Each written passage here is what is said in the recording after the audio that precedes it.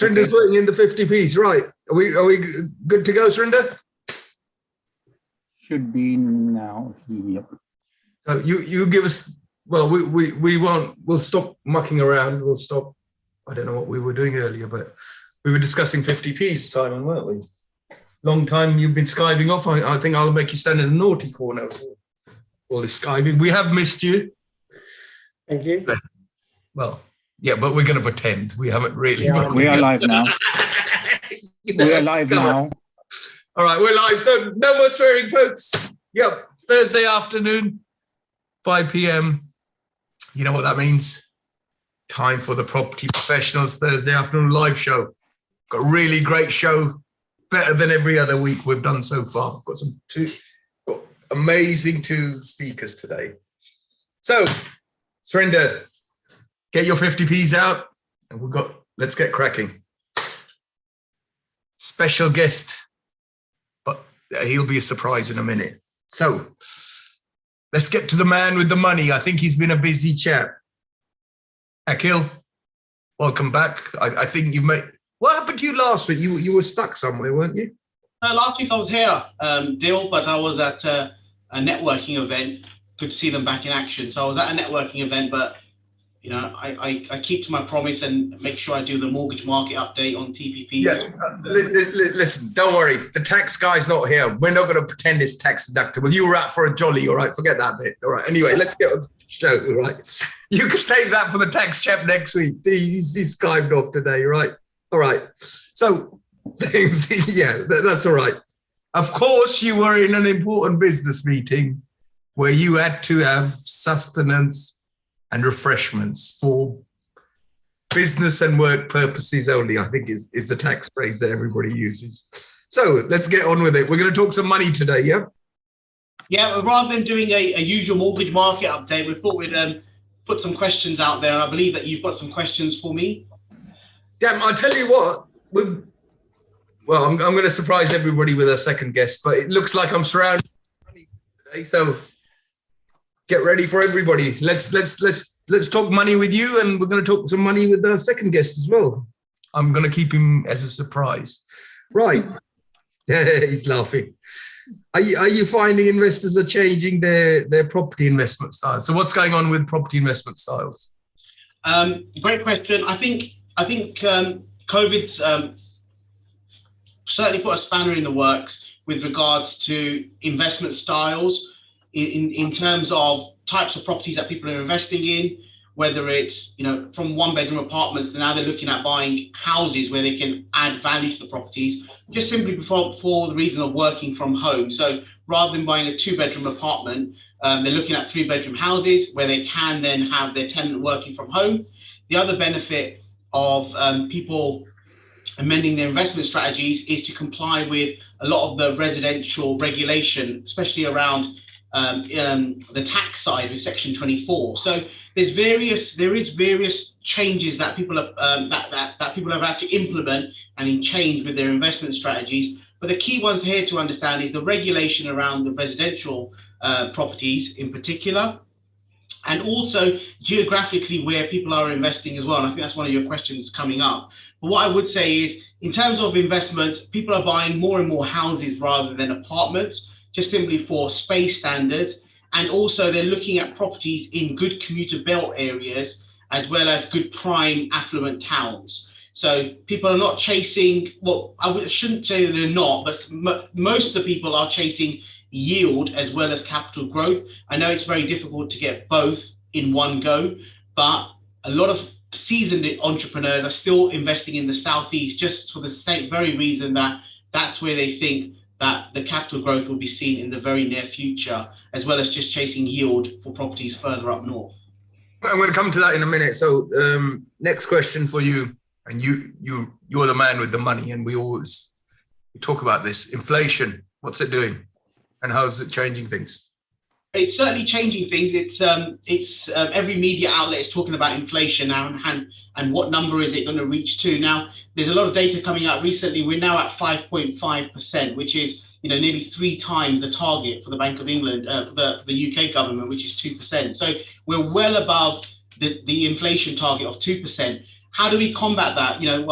Who knows? I don't think interest rates is going to combat reducing the interest rates. I think there are further ways of reducing that debt, that inflation pressure. And one of the biggest things are in ensuring that we can combat things such as supply and demand. Supply and demand is obviously a big factor in inflation. The cost of materials has inflated inflation for that reason as well. Combat that, and the easing also of COVID restrictions globally has meant people are spending more and more money now as well. So that's pushing up inflation. And also there's a war going on, a potential war going on in the background with Russia and Ukraine. So this is another factor at the moment that's playing a big factor in inflation prices. What I would say is, we're at 5.5 now. I think that the honest opinion is, who really knows what the real inflation price is? I actually think it's nearing 8%, to be honest with you. I think, to be honest with you, I'm more of a positive thinker. And I think the inflation target, inflation will certainly go up. I think it will come down crashing for the benefit of us all in the next couple of years. But I think we've got to bear it in mind, and we've got to hedge our bets and invest strategically, especially in the next couple of years to come. Carla, are you free this weekend? No, Joe, he's not. He's busy. Sorry. Yeah, I was just wondering, So. Go on, Joe. Yeah, no, I'm just. No, never mind. All right, don't worry. You can come back later on. So it's a pleasure. No, Akhil, you're not free this weekend. You're priceless. Right. Okay. So great question. Great speech, Akhil. I can't wait for you to get into number 11 and then 10. You're obviously practicing for it, especially the bit about the war and so on. Right. So what are your predictions for 2022, 23? And where do you think inflation is going to peak at? Let me add that in.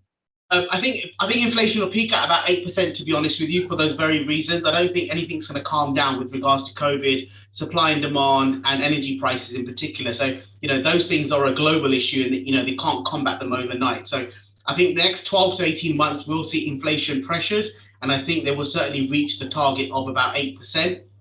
With regards to interest rates here in England, particularly, I should say, we've seen 2 short rate increases. They've gone to 0.5%. In the grand scheme of things, that small increment in change is not really going to become a detrimental effect on all mortgages. But what happens is when they happen often, and what I mean by often is every month or every other month, that then becomes a detriment on household expenses. When you've got energy prices going up, cost of food and drink going up, it does certainly play a factor. And for those of you viewers, I should say, that are on standard variable rate mortgages, on tracker rate mortgages, you've got to be conscious that, a month later, those mortgage rates, your mortgage payments are going to go up. So I think 2022 is going to see a sharp increase in interest rates. I think the Bank of England are going to be pushing them up going forward. On my target, or my opinion and my prediction is we're going to see a rate increase up to about 1.5% by Christmas of this year. For those very reasons, with regards to inflation pressure, supply and demand, as well as COVID restrictions and the war in Russia with Russia and Ukraine. You've also got to keep a strong eye on the US market as well. The 10-year Treasury note as well, it's gone up. It keeps going up over the last 12 months. We're now above 2%. So that certainly means an increase in interest rates in the US. As I've always said over many, many years, when the US, if there's a little sniffle in the US market, the world will catch a flu. But are you free this weekend or not? So what I would say there is you've got to be mindful of rate increases. It's paramount. It's going to happen. So what do? You've got to make sure that you review your portfolios now rather than later, and then you also have a good power team around you to understand economic fundamentals as well as the mortgage market as well. So that's my short answer and opinion on the market for this year. Yeah, no, great. So you're predicting the war. You reckon interest rates are going to go up to 2% then? I don't think 2. I think about 1.5 by this year. What's key here is, I keep going back to it, is around COVID, the Ukraine, Russia issues, and the supply and demand. The sooner they can combat that. Simon, you look kind of bad though. The sooner the interest rates. Can we unmute Joe, please? Thank you. The sooner we can won't see any rate increase. What did you say? got to bear in mind, the other thing you have to bear in mind here is the UK government really can't afford to increase interest rates sharply because they've got a major debt on their hands. So if they increase their rates, that means their interest payments have to go up as well. So, who would really want to be the Chancellor or the Bank of England Monetary Committee in this day and age? To be honest with you, I won't. I do live in number 11, but I don't work at number 11. So that's what I would say there. Because you work from home. But as my old economics professor, Mr. Thomas, said, interest rates act as a signaling device as well. So, the fact that, and it's interesting what you said, they're putting them up 0.5% month after month, or they wait a month and put it up another 0.5%. They're saying, guys, stop spending your money, save your 50p's because the interest rates are going up. Basically, that's what they're trying to say in the background. Coming back to your geographical point, what's this geographical strategy? And it's interesting you said that they're looking at the southeast commuter belt. So suddenly with Zoom and people saying, I only need to go into the office once or twice a week. I can live further out, handle more hassle, but have a bigger garden for my barbecues. Yeah. As we're doing one next week at a restaurant, apparently, anyway. Or some of you guys are. So geographically, where are we going? Where are the investors going with that? There is no certain town that people are all flooding to. What I would say here is it depends where you are in your journey in terms of your investing journey. Now, if you're setting out in property, you usually want to borrow at the highest loan to value ratio where possible. So for those reasons, people are borrowing at the high levels because they're trying to chase yield, they're trying to chase passive income and chase, regular income. For that reason, people have to venture further up north, and that's north of Birmingham, just simply because the yields are, 5, 6, 7, 8%. Whereas London and the southeast, yields are still 2 to 4%, which is extremely, you might look at it as low or on balance, on par with where the market is at the moment. But if you're borrowing in a limited company capacity and your interest rate is 3%, and you're investing in London and your yield is only 3%, you're balancing the book. So whereas you're not really making any money through the rental income, however, the capital appreciation you will find that will go up substantially in the southeast and in London in particular in the short to medium term. Whereas in the smaller towns further up north, you might benefit from good cash flow and good yield, but you may not benefit from the capital appreciation because that will come in the foreseeable future. So it depends.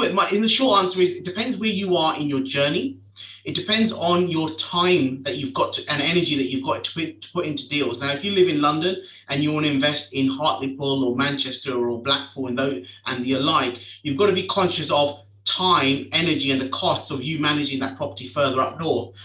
So I don't say there's any right or wrong investing anywhere in the UK. If you look at house prices, the average house price in the UK, it keeps going up one way. So, you certainly can't go wrong, but it depends where you are in your investment journey. What I would say is our seasoned investors are now moving into more complex buy-to-let properties, and in particular, the multi-unit freehold blocks, the larger HMOs being it 7-bed or more, and also the super seasoned investors who have got a bit more cash to play with are now moving into semi-commercial and commercial property, just simply because they see the added benefit through permitted development and the relax of the restrictions from that side. So it depends on where you are in your journey. It depends how deep your pockets are and how time conscious and experienced you are. You'll then venture into those certain areas in terms of in the UK, as well as that type of property. Yeah, we're going to come to deep pockets in a minute. And you were talking about this 2-something and 3% returns, and commercials have higher returns, don't they? Or there used to be the property investors before the residentials took off in the 80s, as somebody said to me. What are commercial conversions options and refinancing for that sort of project? Have you got any thoughts on that? Well, the key here is that you've got to remember the cost per square foot is a lot cheaper commercial than it is residential. However, commercial is going through a transition at the moment where there's a lot of retail commercial units that are vacant, that are not fit for purpose going forward. So you have to then bear in mind, what can you do with that property, whether you can convert, because the real money maker in commercial property is converting commercial into residential. that is fundamentally where you're going to add value and make the cream on every deal. So if you manage to buy a retail unit, convert the back, convert the uppers, and so on into residential, that's where you're really going to eat and make them earn the profit from the conversion. Your question around, how to refinance that's very simple. You don't want to think about refinancing a conversion after you've done it. You must think about the refinance on day one in terms of acquisition of that property to make sure that you've got all the ducks lined up in order for you to do what you need to do to get the best out of it, to then recoup all your cash ideally, and if not a bit more, to then refinance and get out and go again shopping. So the key here is to work with your power team at the time of acquisition, work with your mortgage broker to understand where the market lies in terms of the refinance of commercial properties, in particular the semi-commercial or pure commercial, because the commercial market is a very, very liquid market at the moment.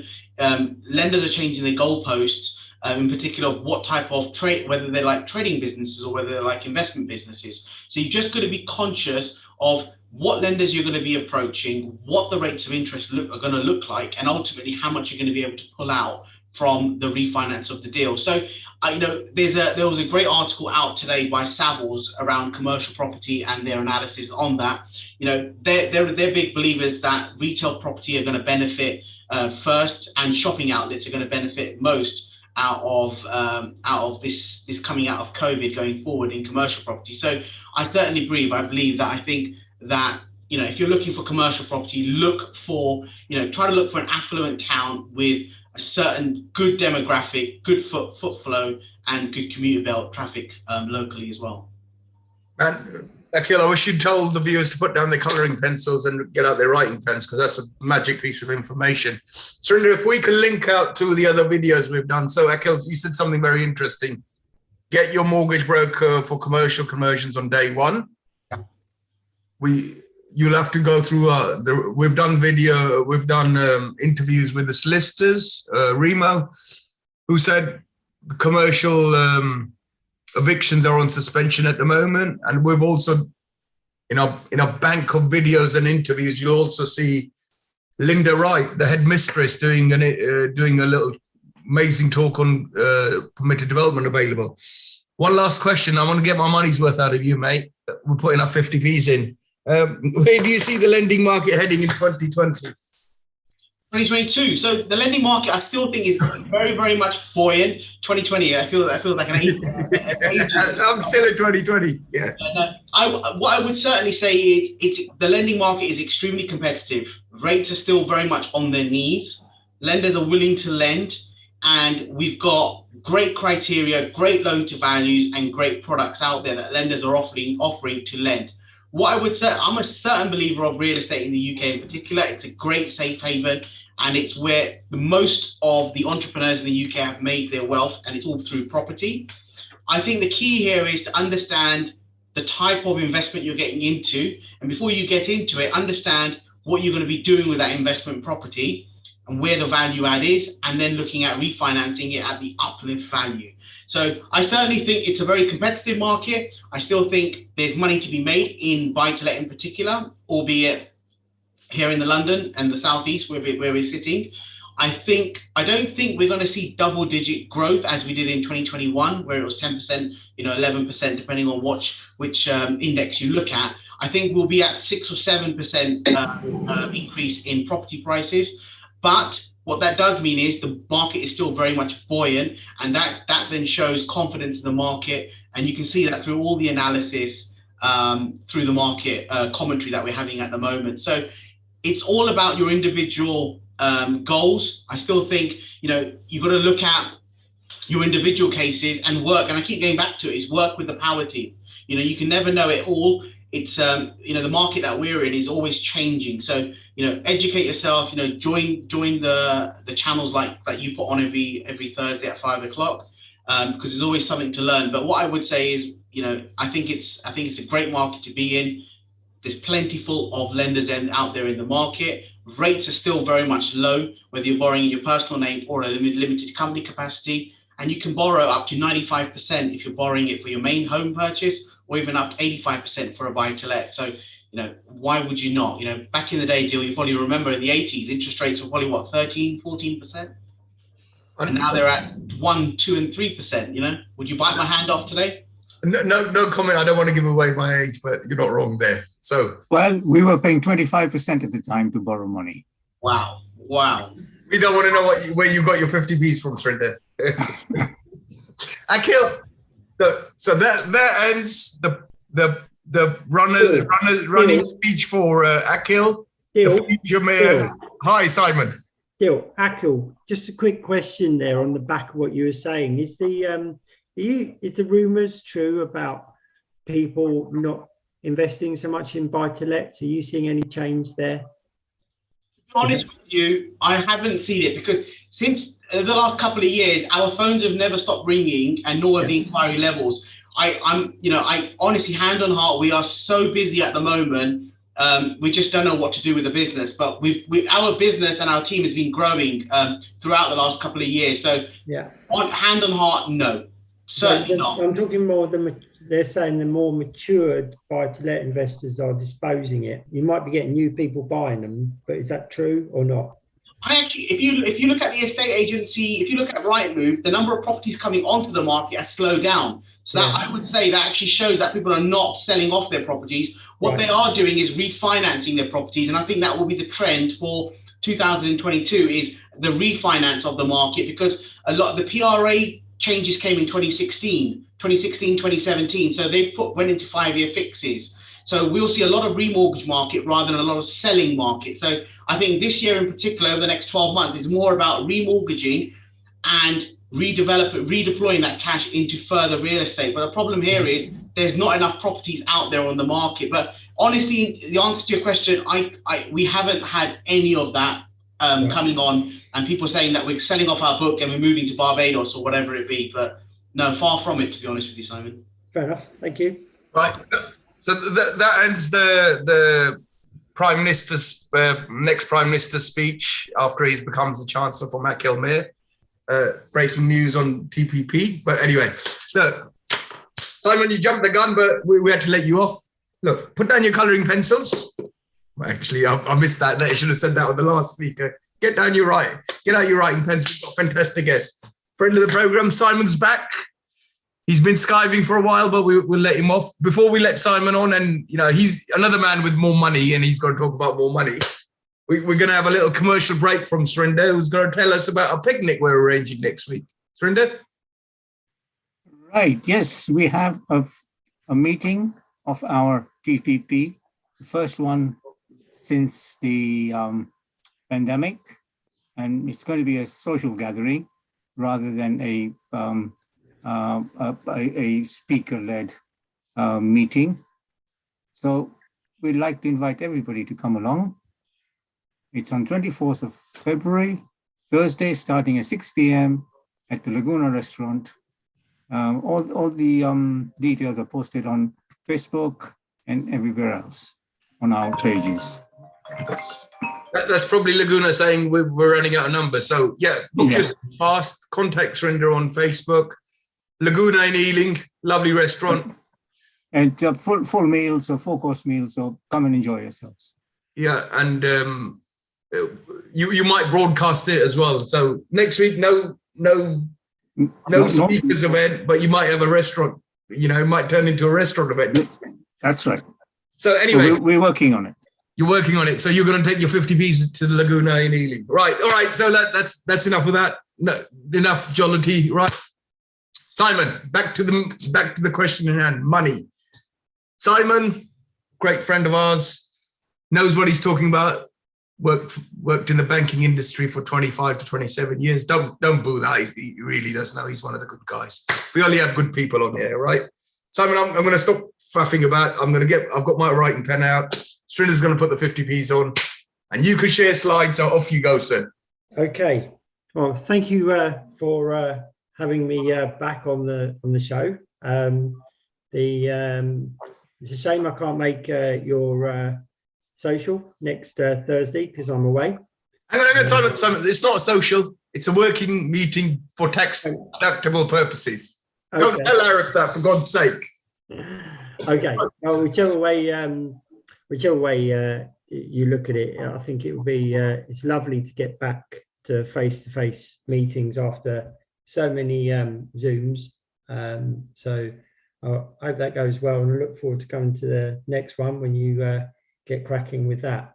I've got to, let's get the, so why I am here today, I've been invited by Dill and Surinder to talk to you guys about SAS and SIP pensions, and really about how you can use your pensions to invest in property instead of staying in the stock market. There's a pension wrapper out there. People are not familiar with it. It's becoming more and more with people in the know, people coming to property events, they're watching other people and thinking, wow, I've got a pension fund. I could do that with my pension fund. And Dill was joking about I'm the man with the money, but really you're the man or the woman or the person with the money in your pension. You might not know how to use that to invest with inside a property journey. So this chat today is about a existing pension fund, how you could use that money to invest it on a property journey, and how these wrappers differ to a traditional pension. So let's just go through that. So just a little bit about me so we know what's going on today.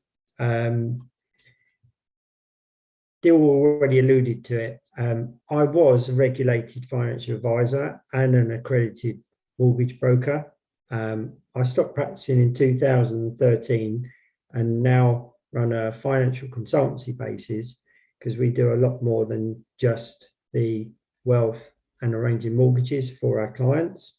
We got involved in property and many other things. So I know all about pensions, I know the rules, but I'm not advising today. And whenever you make these decisions with your pension funds, you have to, well, you don't have to, but our recommendation is you should always seek financial advice. I'm only going to say that the once in this meeting, because it's so important. Every financial decision, that's what you pay these people the money for, to actually get financial advice. And that's key to these conversations. But anyway, so what we would look at, so if you had a pension fund already in existence, let's just put some numbers on it. And we see lots of people with 100,000, £500,000 in a pension fund these days. The ones who've worked all their life build up these significant pension funds. There's people out there with millions in pension funds now. And what do you do with it? That is a real interesting question. What are you doing with your pension fund? Now, sadly, people don't have that much interest in their pension funds. And if you ask a lot of people, they're like, well, yeah, it's kind of invested in the stock market. The advisor does it all for me, and I just get the statement once a year and I'm not really sure what's going on. It is worth about this much money, and people don't give it the respect really it deserves.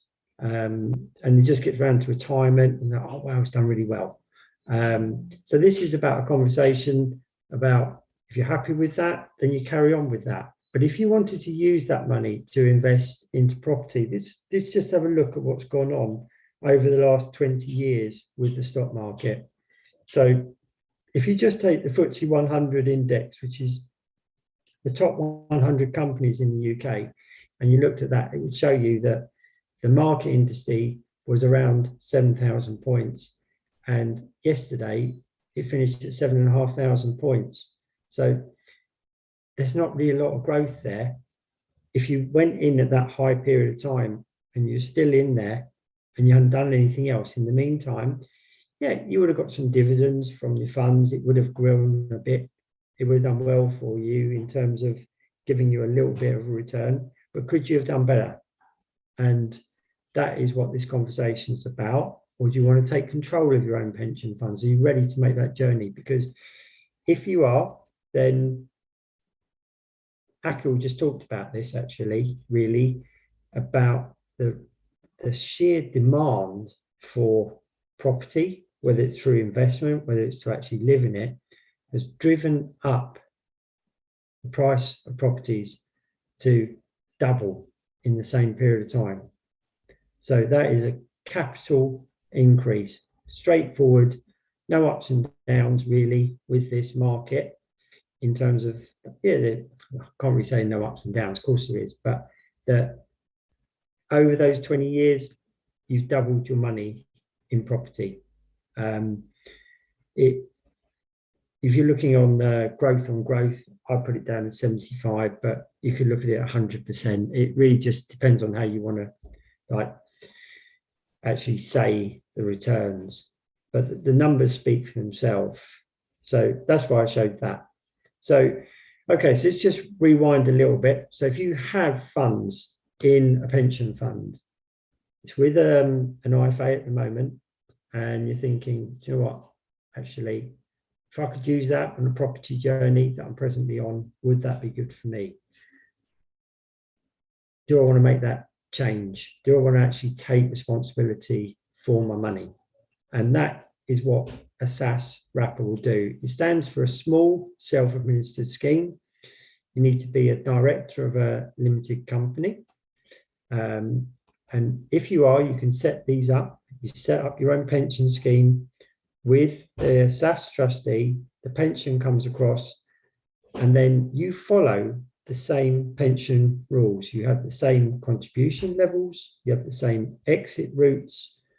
Nothing changes in regards to those sides. But what does change is what you can do with the money by having a SAS or a SIP wrapper around your pension fund rather than just a personal pension. So if we look at a straightforward option, which is a SIP, which stands for a self-invested personal pension. Now, a lot of pensions these days are called SIPs, but they're not really SIPs because they don't actually do what it says on the tin, which you could use your pension fund to actually buy a commercial property. Now, you cannot buy residential property with any pension funds. You can't do it, full stop. Just wouldn't be authorised in terms of as a purchase, and the SAS trustee won't let the funds go either. But if you did do that, so if you had 250,000 in a fund and the shop comes up that you wanted to buy, that's a commercial property, you could buy that with this. Then what you do with the shop after that, that's up to you, how you get a return from it, what you're going to do, whether you're going to do some sort of property venture with it. But what I'm showing you is a way of taking your pension funds and starting your property journey with it. And that's the real, you don't need to ask a bank for the money, you don't need to ask anybody else. There's no equity side, you're just using your pension fund. That pension fund owes that property. All the rental coming in goes back in the pension. It's very straightforward, very simple, but that's the way to do it. There is also the opportunity to approach a bank and ask for a 50% loan of the value of that shop. So you could buy something bigger for 375. Obviously, you've got to keep the mortgage payments going and the rent coming in, the costs, all of that. It's all going to go through the pension, but it's still real. It's a real debt and it's a real fund. So that's something you can consider. On the bottom of it, of this slide there, which I make these slides available, is a really good blurb by the Prudential. So it's one of their 4-page PDFs around buying a commercial property using your pension funds. And so I've cut and pasted that into this and quite happily suggest you have a read through that if that's of interest to you. But if you buy a SIP, the only thing you can do with it is that. If you're a director of a limited company, And if you want to do something more with your pension funds, then there is another less familiar term called a SAS, which is very rarely used, and it fits in very well on the property journey, and why we talk about this a lot with property investors is one of the main reasons property developers fail is just down to lack of money or given the opportunity, when maybe they didn't realize they had the money all the time in their pension fund that could help them. So with the SAS pension, once you become a director of a limited company, you can have one of these. There's no other conditions to that. It just needs to be a trading company.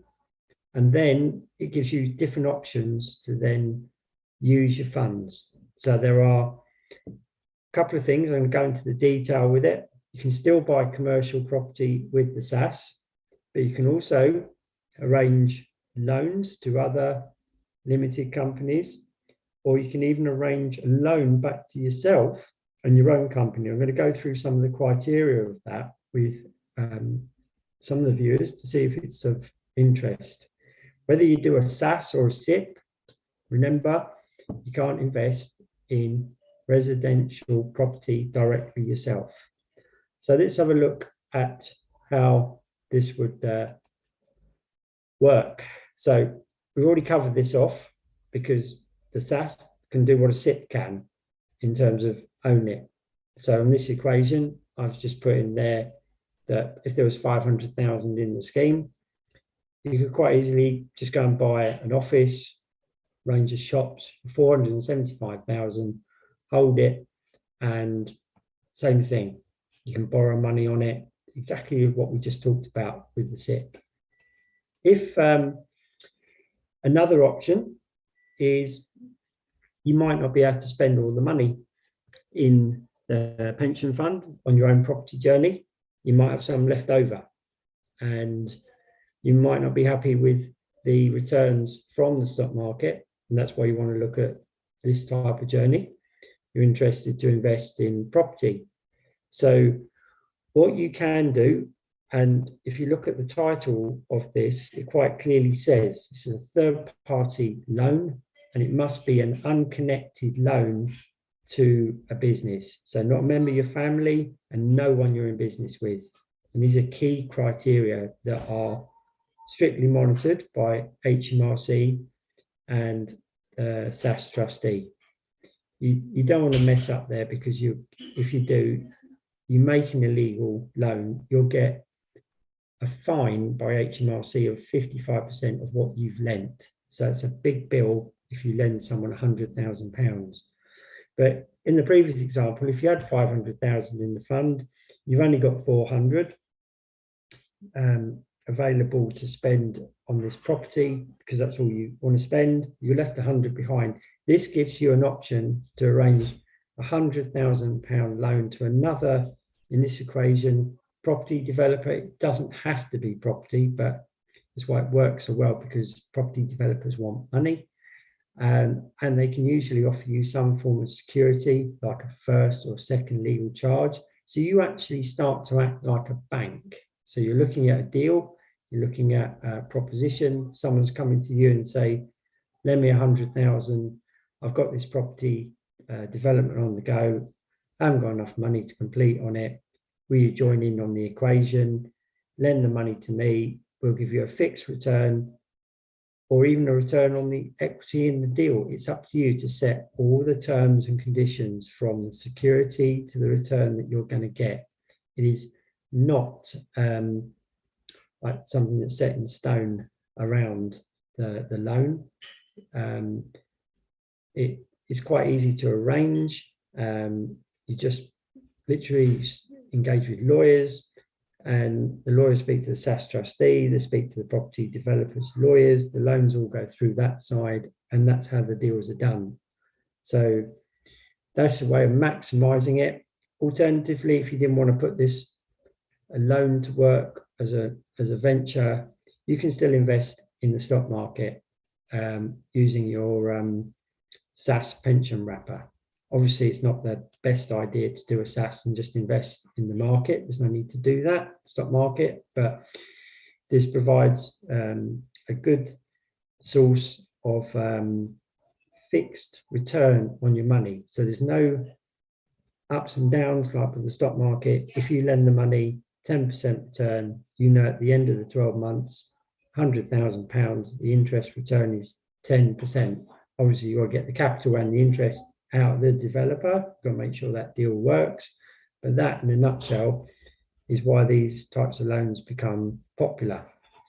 So now this one, last part, is very key, and why lots of SaaS people exist in the property world. So what you're able to do is, if you had, and it works better obviously with larger sums in your pension fund, but if you had 500,000 in your pension fund, you can arrange a loan back to your own limited company of 50% of the value. So that's £250,000 you are lending back from your SaaS back to the limited company. Now, whatever your limited company does, so if you're a property development company and that's your SIC code, then that is what the business funds need to be used for. If your business makes cakes, then you have to use the funds for that. You can't just set the take the loan out and do whatever you like with it. It's got to match.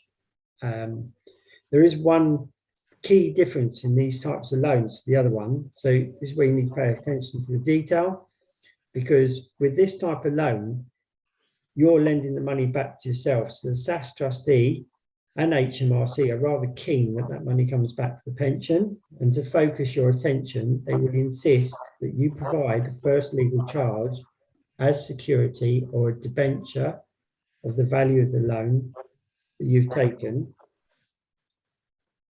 against it. So you can't do it unless you can provide that type of security. It doesn't have to be yours. Obviously, you need consent and legal advice, but you could actually, for example, use your parents or something like that as a property first legal charge, as long as they consent to it and they've had legal advice and understand what's going on. Because that's a brave move, but just so you're aware, that is the option. The loan is repayable over 5 years, and 20% of the capital is repaid each year. So what that means is, if you borrow £250,000, you have to repay £50,000 each year without fail, or the loan goes into default. So where that could work really well, we've seen it work really well, is when people do refurbishments or deals with permitted development rather than planning needed. So they get them done within 9 months. So they're not actually repaying the capital, because the loan gets repaid before the first capital repayment's needed. So you're using your own pension money to fund your property ventures. And with some of the deals out there, that's achievable. Can you do better than the stock market? That's really what you've got to be looking at as to whether this is the best use of your money. Lastly, on that one, you set the interest rate because it's your loan, your pension fund. So people say, well, I set it really low, but if you can afford it, it is a tax deductible business expense, but it's got to be at least 1% over base rate as a guideline. So even today, that's still very, very cheap money if you take it all the way down to that level, and you're providing yourself with 250 grand to then invest into your own property journey, and what you want to get involved in. So with the SaaS and the SIPs, it's not right for everybody. I'll be clear on that, but it's quite interesting when we go to these property events and like I talk to people, I make speeches. People are not aware they can do this. So we're out there. There's 10 of us that meet up, talk about what we can do with the SaaS, and try and find deals, lend it to developers. That's what we do. So some of us get involved in our own journeys. Other people just sit in the armchair, don't do anything, and just invest the money with the developer, because that's all you need to do. But it really is that's that simple to get it done. It is a bit of a laborious task to actually set it up, and we can help there in terms of helping you on that journey. But SaaS is all about you taking responsibility of your pension funds, and I always say that to people at the start. So it's a bit of a form-filling exercise that you've got to go through. So that's really it. The delays at the moment is just about HMRC approval for your SaaS scheme, and that's anything from 3 to 4 months at the moment. So it's not a quick process anyway to get it set up. It's not fraud or anything like that you might see on the internet. The fraud comes in the other end when you start lending the money out, and that's where you need to be careful around the deals that you're lending and what you're doing, because you are taking responsibility for your money. So my details are on the bottom here. Happy to take questions today, or you can just email me, contact me on these numbers, and yeah, just go from there. Happy to provide the slides to Surinder if anyone wants to see them at a later date, or maybe just watch it back on YouTube. I think might be another option anyway, or the social media channels that we're going out live on presently. But I hope I've covered it well enough for you guys to understand today. It's not always the easiest topic when you talk about pensions with people, but it's straightforward when you weigh it up in your head, as in, what do you want to do with your pension funds? Do you want to leave it in the stock market, or do you want to invest it in your property journey? That's really the question you ask. And if it's the second, and you're a director of a limited company, you should be looking at SaaS. That's my suggestion. Simon, thank you very much. I had a bit of an emergency there. I think I run out of 50p's, but Surinder so kindly put some more in. But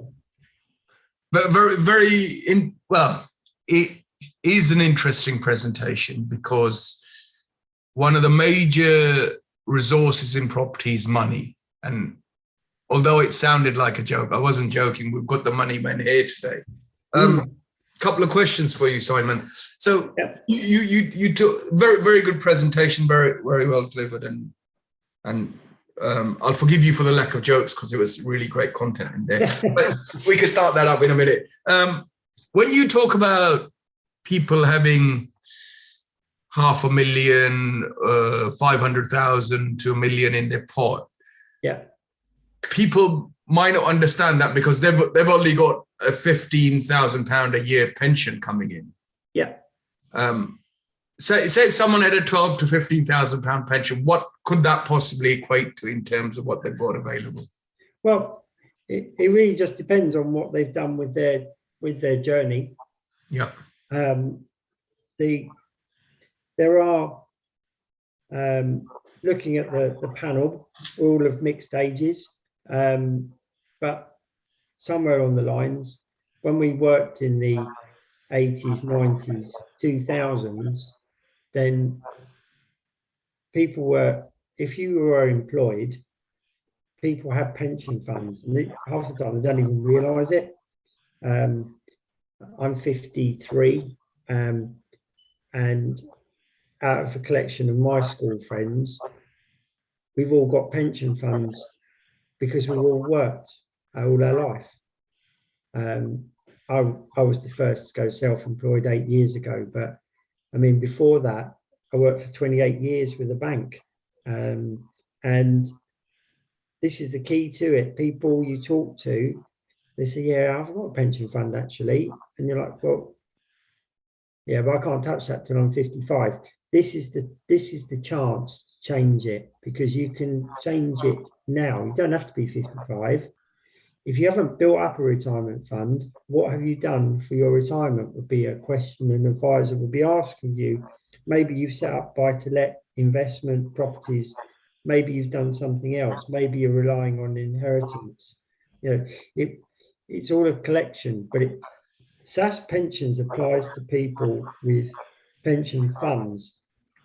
If your money's not in a pension fund already, then you have to question whether it's the best tax advice to put more money into a pension fund and create it, or just take the money away from the bank and invest it in the property journey in the first place. Because if you put it into a pension, you're going to have a lot of restrictions attached to your money. Yes, you've got all the tax advantages to it, but you've got the restrictions that go with it.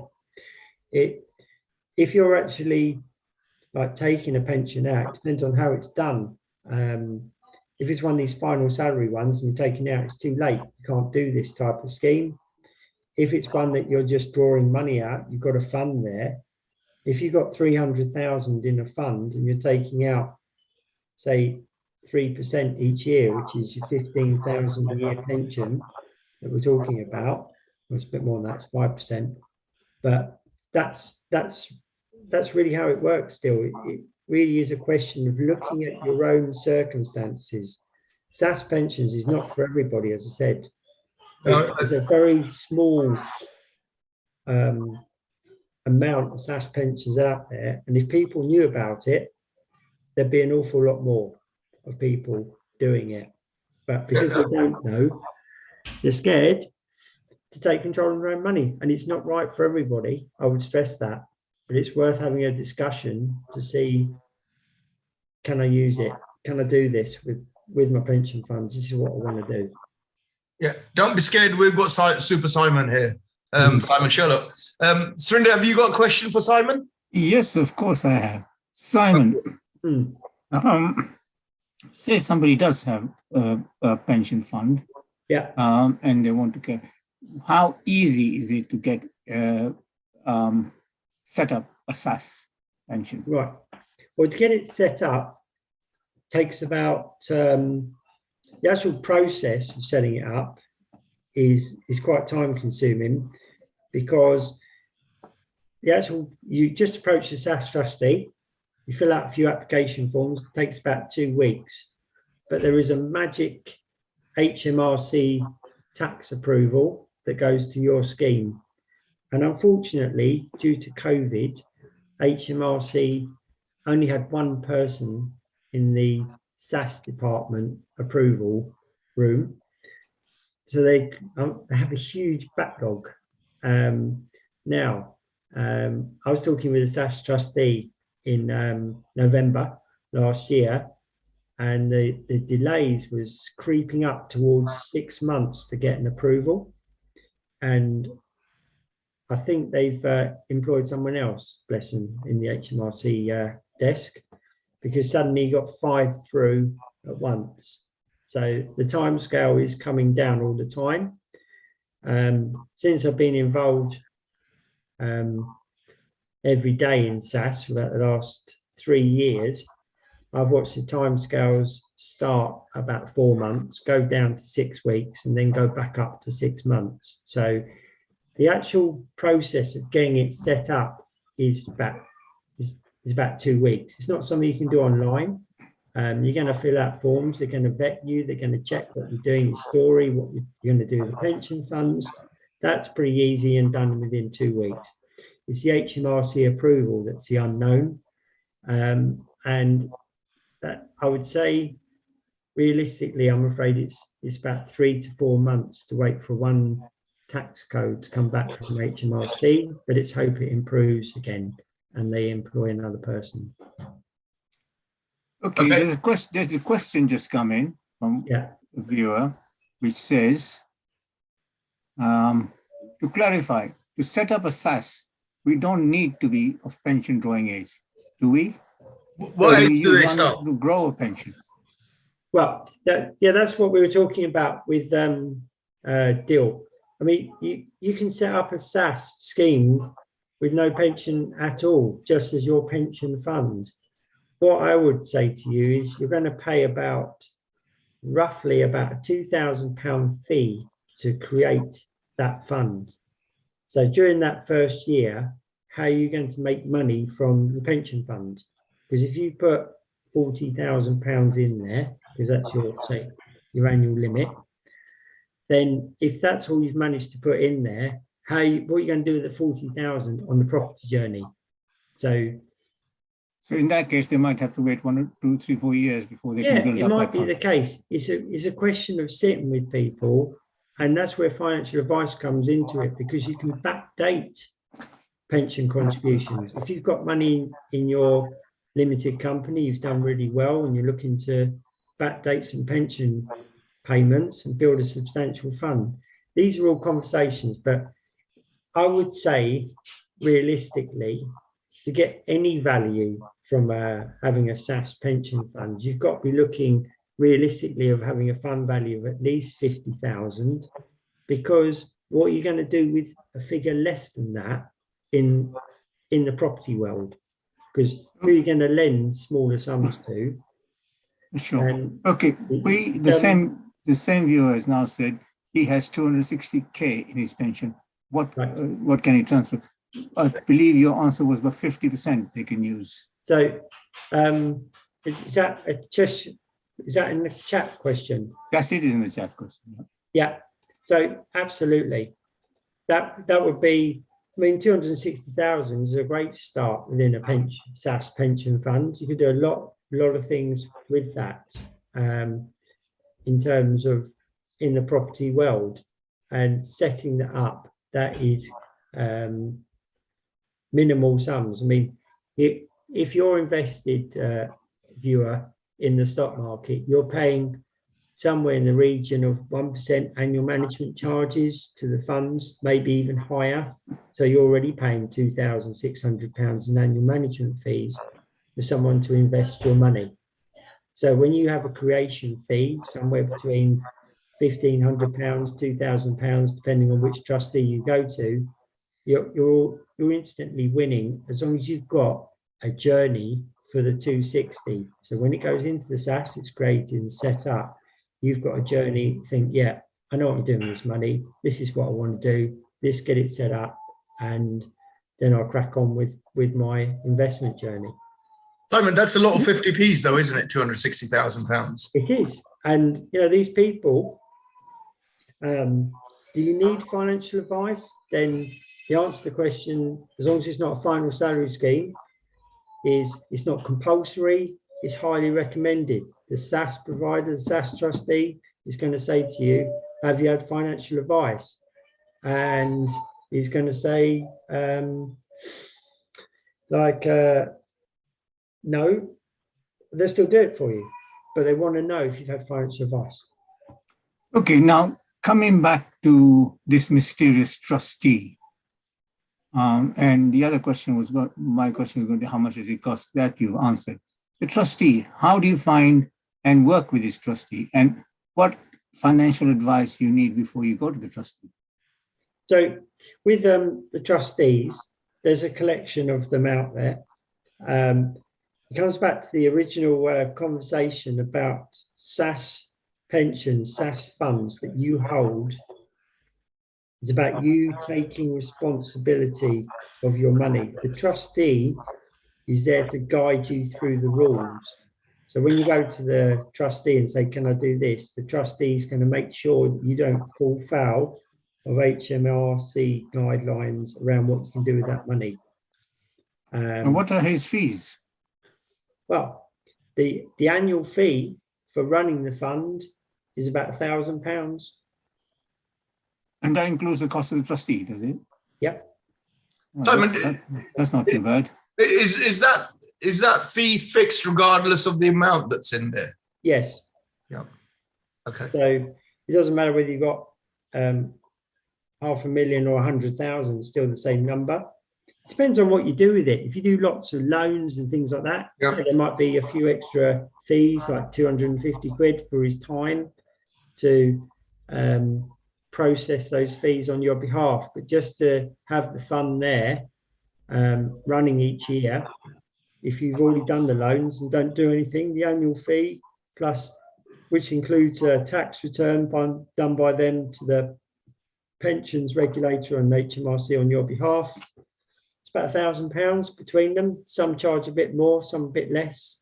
So there's a collection out there of people to choose from. One of the ones that a lot of people go to is Whitehall because it's very cheap compared to the competitors. Whether or not that's the best one for you, it depends on what service levels you're after. So, okay, just to clarify, you said first question he's going to ask you is, did you get financial advice? yes. Now, what type of financial advice is he sort of talking about? So the financial advice is around your pension fund. So what they're actually asking you is, have you considered the loss aspect of taking your pension away for you to manage yourself, invest in the say, property journey and losing the lot? A financial advisor would sit with you who's qualified within pension transfers as well. You need to find a specialist pension transfer financial advisor to actually determine whether or not you are capable to invest your own money. And some people don't need that advice. They're quite familiar with what they're doing. They understand property. They don't understand the stock market. So that is what the advisor is going to do. He's going to sit with you and say, right, okay, if you take this money, you go off, you put it in the SAS, you lose it. How's that going to affect your financial lifestyle for your retirement? If you do really well for it, it's an irrelevant discussion, but that's what you're paying the advice for. And also they assess your risk appetite to see whether or not you have the right risk mandate to be doing this type of investment journey. Right. So if somebody wanted more advice, more clarification things, are you able to, as you said, you don't advise people, but will you talk to somebody? So with SAS pensions, then it's about you taking control of your pensions. So we don't provide advice.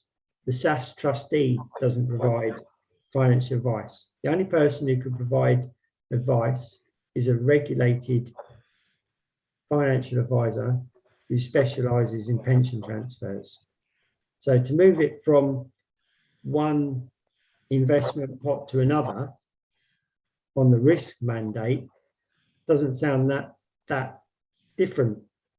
But where the difference is about you coming out of an FCA regulated product into a product that's regulated by HMRC and the pensions regulator, and you making mistakes, you will lose the money.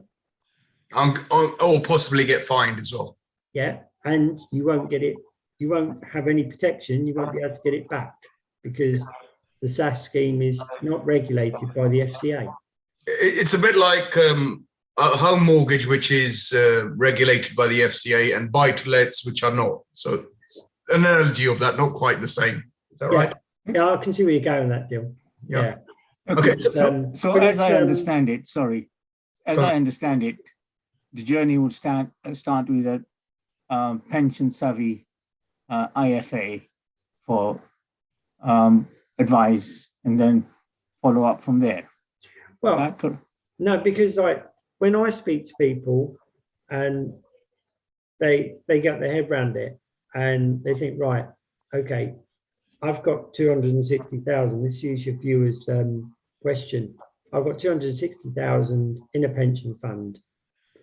I'm doing these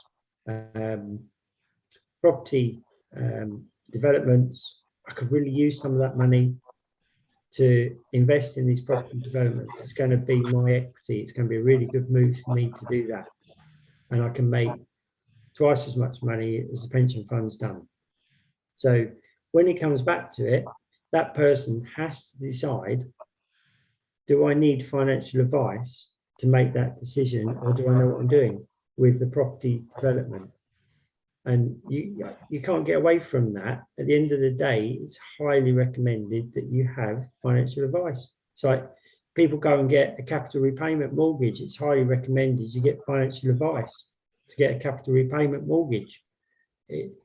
Any type of advice these days, any type of financial decision, people always say you should have financial advice. Whether you need it or not is up to you. It really depends on your skill set and how comfortable you are with the risks and investment decisions you're going to make. Okay, so the point I'm trying to get at is that, say a person like our person here has £260,000 in the pension fund, and he's, I presume, a property person and property savvy. Yeah. Where does the journey begin? So the journey begins with him contacting a SAS trustee to confirm that his pension fund is transferable across into the SAS scheme. He needs to talk through the scheme with the SAS trustee to make sure that they're happy with what he wants to do as well. Because remember, they can't invest in residential property. So we need to understand exactly what that person is trying to achieve on a property journey with this. And then if the SAS trustee agrees with that, you just open it up and you get going. And it's as simple as that. But along the way, someone, or the viewer, needs to decide on the 260, am I happy to make my own investment decisions? And if you say yes, and you tell the SAS trustee you're happy to make your own investment decisions, you don't need financial advice. If it's in one of these complicated final salary schemes, whereby you're getting a fixed return, then you have to have financial advice. You can't get away from it. But if it's in a straightforward stock market investment, you're literally switching the asset class from the stock market to property. So that clears quite a few things. Yep. So that in itself is how it works. I sit in the middle. I guide people along the way on a consultancy basis, send them off to the right type of SAS trustee that will match up with their requirements.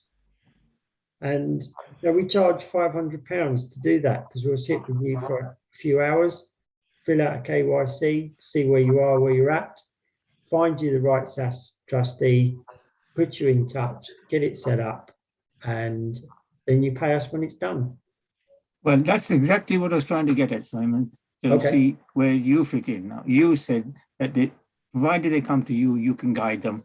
Yeah. Well, not provide financial advice, but guide them to where they can get such guidance and advice. Where this sets up and where this is different is the SAS product is not regulated by the FCA. So I no longer practice. So this is where I sit now in the middle. So we can establish with your pension fund whether we think it's a good idea. We'll talk you through it, find out what you're up to, see if the property journey works, what we think will work, guide you to a SAS trustee that will welcome you with open arms, with that type of deal. And when it's done and dusted, basically Simon, basically you guide and shortcut them through the process and find the right person for dealing with each of the issues. Yeah. If they want us to actually set up the SAS, because last count there's about 19 signatures needed across about 30 forms, then we do that as well. And we stay with you throughout the whole journey from start to finish. But that's a time-consuming process. And we fill out all the forms for you and just put the post-it notes on where you need to sign. then we charge £2,000 for that journey as well. Yeah, yeah. Simon, there's another question in the chat. Yeah, Does government top up any of your contributions to the SAS right. as So they would with a standard company or stakeholder Right. pension? So the SAS pension wrapper, so if we just look at it, we've got personal pensions, we've got self-invested personal pensions, and we've got a SAS pension. The word pension is included in all of those titles. So the rules on tax relief, pension retirement ages, pension drawdown, tax-free cash, nothing changes. All of these rules for your pension funds stay exactly the same, whether it's new contributions, old contributions, money going in, money coming out, all the rules stay the same. So if you've got a SAS, you put more money in there, you'll get tax relief. If it's in a personal pension, the same rules. When you come to take the money out, it's the same rules. What this does with the SAS wrapper now is it gives you access to play with your pension money. But until you reach age 55, after you've finished on your property investment, it goes back into the pension and then you borrow it back out again. It's not yours to keep. That's why if you look back at what we've discussed today, with a lot of the rules and regulations in place, they are loans. And that loan means it's going back to the pension fund. And that's how you're getting it out, because it's a loan. And because it's a loan, it's key that you repay it. Right, that brings me to the final point. As Yeah. you said, it's a loan. Yeah. And Last needs 50p, Surinder, for you. and needs security. Does it have to be first charge, or can it be second or third or whatever?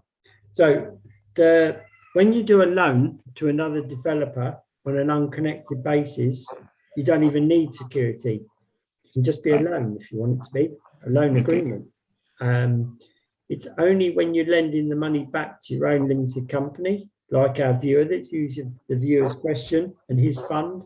So he had 260. If he wanted to lend back 130 back to his company to go on a business expansion journey and using his pension funds to do that, that's where he would need a first legal charge. Okay. So Happy, Surinder?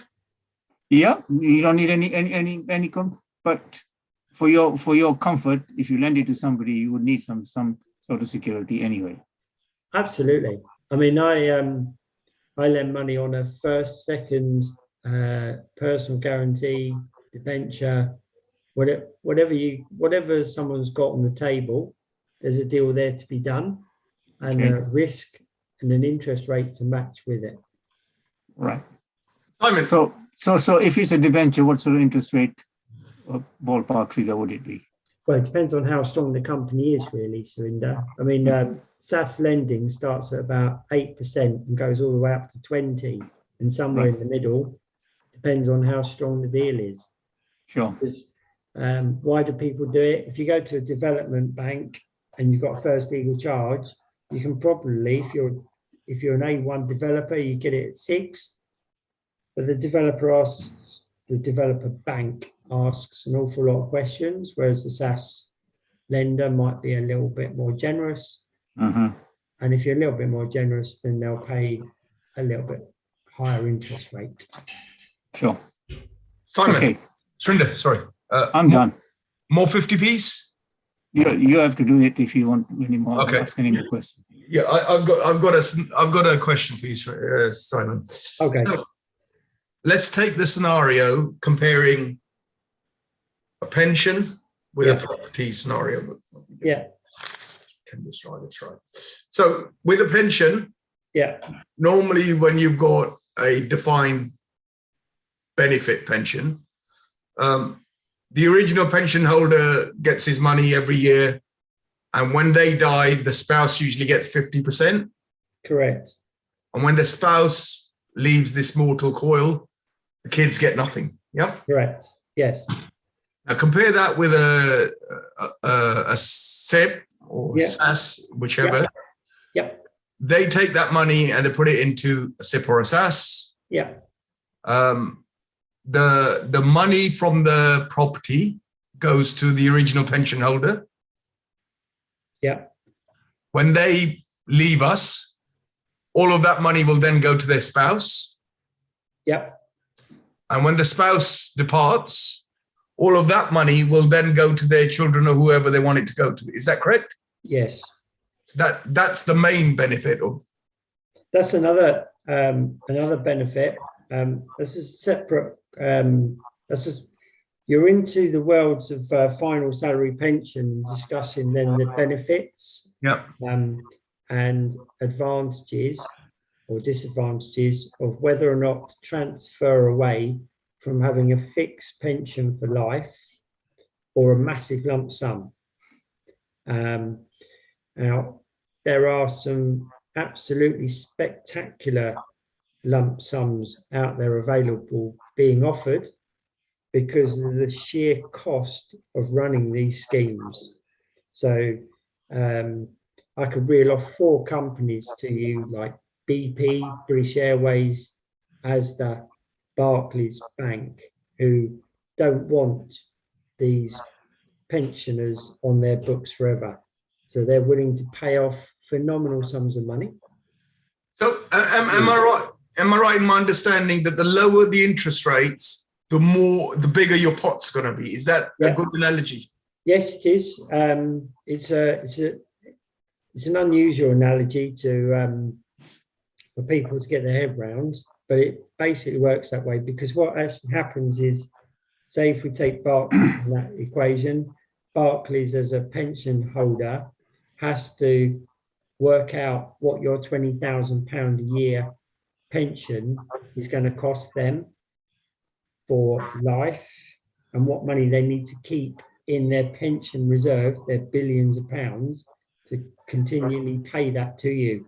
And that's based on a 15-year gilt rate. So if interest rates are really low, then obviously they've got to have hundreds of thousands of pounds in that fund for you to give you an annual payment of 20,000 a year. If interest rates rocket upwards to 5-10%, they wouldn't need to keep so much money in their fund. But you're perfectly right in your analogy before that, and why it's popular as well. Someone gets offered £7,000 a year, making these numbers up, but as an incentive to move away, they're being offered £200,000-300,000 as a lump sum. And people look at it and they think, wow, that doesn't make any sense, you know. But what happens if you live to 95? That will index link the 7, it will keep growing up. But what happens if you die the following year when someone said to you, here's 300,000 up front now? You're quite right. That 300 goes to your wife and children. That's a separate conversation they really deal with regards to pensions, because it's about getting tax advice, pension advice on if that's the right journey for you to go. It's very difficult to move funds away from final salary into your own pension fund. There's a lot of hoops to jump through to get there, and it takes about 6 months, but it's very worth investigating the numbers. And what's the age parameters? What age can you start and what age is it too late? Is there an age? They just recently changed the laws on this. So you've got to be age 50 now to actually consider transferring the pension away. Okay. From your existing provider. Okay. If you're below that age, there might be some, bizarre rules and conditions around, but let's just go with that for now. That you've got to be 50 to actually transfer it away, because there's less. The FCA are really clamping down on pension transfers. They don't trust the British public to have these big lump sums of money and manage it themselves to fund their entire retirement. I mean, it's just how it is. Yeah, the reason I'm laughing, it's even worse in the States. That to be an accredited investor is even harder in the States. Yeah. And I listened to a YouTuber who's phenomenally wealthy, and he goes, I might be wealthy, but I haven't got a clue in financial investments. He's really funny in terms of how he phrases it, but that's a good point. Simon, earlier you said you can use your parents as security. Did you mean your parents or the assets that your parents? Oh, did I? Thank you for the correction.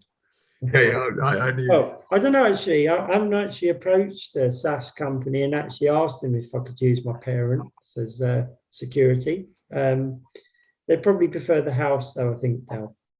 So will you do that and come back next time and tell us if you can use your parents as security? Yeah, or maybe we just correct that to your parents' property as an example. No, I like your parents better. I think it's a great one as well. Deposit them in. Yeah, exactly. And speed up the inheritance. Well, the HMRC will have to look after them then. Precisely. You see, this is a win-win for everybody. Yeah, magic. Simon, is there anybody that you think would be useful for us to bring on in this affair of understanding for our viewers? How do you mean, Dill? Someone that you think would be useful to do a program with and drill into this a bit more in depth. Someone who will complement you. Yeah, that's it. That's the big word I was looking for. Yeah, I mean, in terms of the SaaS world, there aren't that many of us out there. There was a guy I was talking to during the wonders of COVID. His name was Neil Ryder, and he's a real SaaS guru. I know a lot about SaaS, but SaaS is a huge book and Bible to read through with loads of grey matter in there, which is subject to opinion. But I spoke with Neil last year, and he was very impressive on his knowledge. If your viewers want to drill down that deep into the SaaS rules and regulations, sometimes it's a bit mind-blowing. Talking about pensions for 45 minutes. The exciting bit about SaaS pensions is what you can do with it, investing into it. And halfway through the journey, you find out it might be even better because you can do something else with it. But the main nutshells around what I've done today, covering the sort of benefits of what a SaaS pension plan can do for you. If viewers want to drill down into it, then that's a guy that you should probably speak to. I think can we ask you to organise that for us, you and Surinder? Yeah. So I get excited when I think about the number of 50 people these pension pots contain. I think it's magic. But Simon, look, thank you for your time. It's been super interesting, really worth looking into. Come back when I'm guessing when we're a bit more into the summer and when you can get hold of Mr. Ryder and Surinder, I'll get you to organise something with him if you wouldn't mind. But how often is the social meets? We can chat about that. Is that going to be a quarterly event? Simon, it's not a social meet. It's a business meeting. All right, the face-to-face TPP business meeting. That's it. Araful Killer. On 24th of February at 6 p.m. I was listening at the Laguna restaurant in Ealing, and there is how many tickets left? 4? Sorry? There's only 4 tickets left, is there? There's only 4 tickets left for that, yeah. Yes. So, yeah. Because we have limited space there. Yeah. We will consider. Would it be? Is it going to be a quarterly event? Do you think? Well, we hope we can do it more often than that, but quarterly would be of our first starting point. Yeah. Oh, all right. Depends what Mr. Coronavirus says, doesn't it? Really. I think Mr. Coronavirus has no say anymore, according to the government. Yeah. Deal, come on. As for the 28th of February, coronavirus does no longer exist. Yes, right, sure. According to the government, anyway. It's evaporated. Yeah, it's gone. We're going into a different show. We might get banned in the American territories for that. But look, Simon, thank you. It's a pleasure as always. Yeah. And fantastic. If any of the viewers got any questions, you can reach out to me. I'll happily reply back. Great. Thank you. Thanks very much. Surinder, Anyway, thank you for having me. Yeah. Thank you for inviting me. No show next week. In-person live event. Actually, you might do we are thinking of trying to get the logistics working if we can broadcast, but it will be at a later time. We don't start till 6 o'clock. So we'll just do a Facebook Live on it. Okay, Facebook. Well, you could do a YouTube Live as well. Actually, I think. Well, see who's there. Yeah. Unfortunately, I can't make it because I'll still be in isolation. Good luck. Right. We'll see everybody. You'll see